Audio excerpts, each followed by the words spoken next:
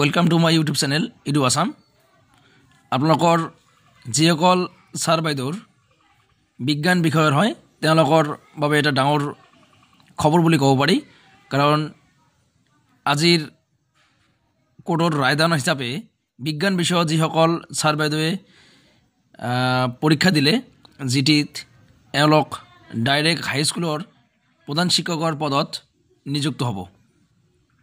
চাওক মই ভিডিওটো এড কৰি দিছো। ধন্যবাদ।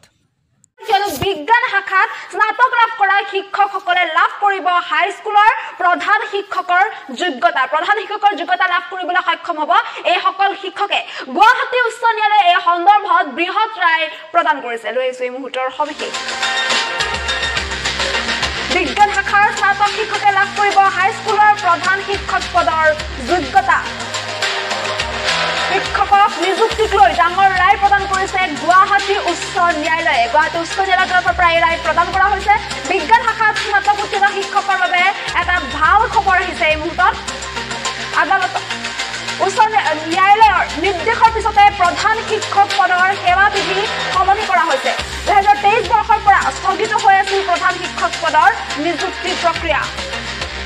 আৰু ইয়াৰ পাছতে গুৱাহাটী উচ্চ ন্যায়ালয়ে এই ৰায় প্ৰদান কৰিছে। স্থগিতাদেশ উঠাই লোৱাৰ পাছতে ডাঙৰ ৰায় প্ৰদান কৰিছে গুৱাহাটী উচ্চ ন্যায়ালয়ে।